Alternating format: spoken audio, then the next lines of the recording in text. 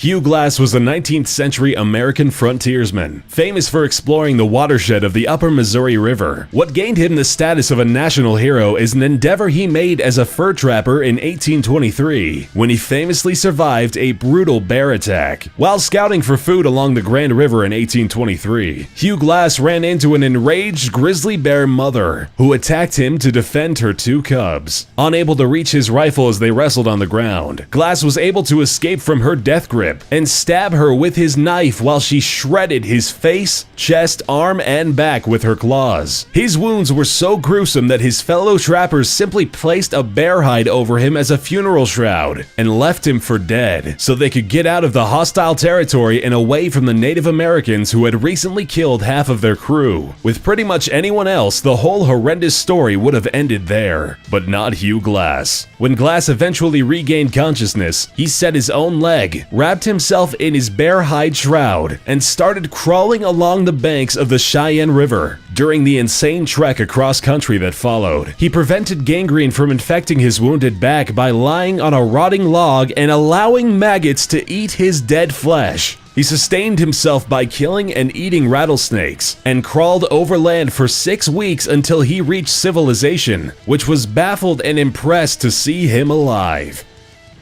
Julian Koepke is a German zoologist, and even though she's made contributions in her field, she's more famous for being a plane crash survivor. In the early 70s, at the age of 17, Julian was on a flight from Lima to Pucallpa with her mother when the plane was struck by lightning. Julian was the sole survivor of the plane crash, which fell a total of 2 miles from the sky. She was strapped to her seat and landed in a rainforest, with injuries of a concussion, broken collarbone, a gash to her right arm, and her right eye swollen shut. The sweets she found while checking for survivors ended up being her only food. She followed a small stream, expecting it to lead her to civilization. After 9 sleep-deprived days spent in knee-high water with an empty stomach, Koepke finally came across a boat belonging to lumbermen, who tended to her wounds and eventually got her to safety.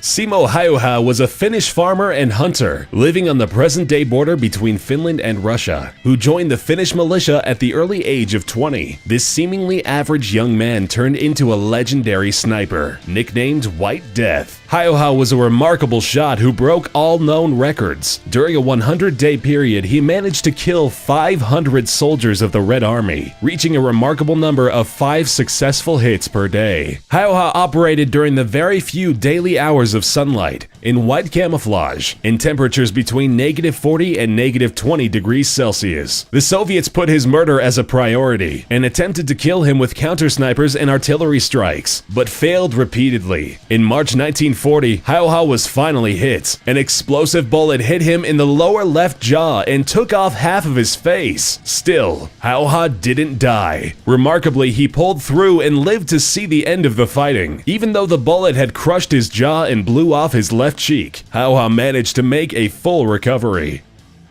Shavash Karapetyan is a 17-time world champion Soviet-Armenian fin swimmer. Although a prominent name in the obscure underwater sport, Karapetyan is actually best known for the incident which made him retire. In 1976, while training with his brother alongside a lake, Karapetyan witnessed a trolleybus crash, with 92 passengers inside. The trolleybus fell from a dam wall and splashed at the bottom of a 10-meter deep reservoir. Karapetyan ran to the rescue and single-handedly rescued 20 people from the sinking bus. Karapetyan managed to break into the trolleybus and, with barely any visibility and very little time, pull 20 passengers up to safety. Unfortunately, the combined effect of cold water and the multiple wounds he received led to him falling into a 45-day coma. He awoke a hero, but never managed to recover completely. His heroics sadly ended his career, but saved many lives. Karapetyan repeated his heroism 10 years later, when he rescued people trapped in a burning building, which made him become a household name.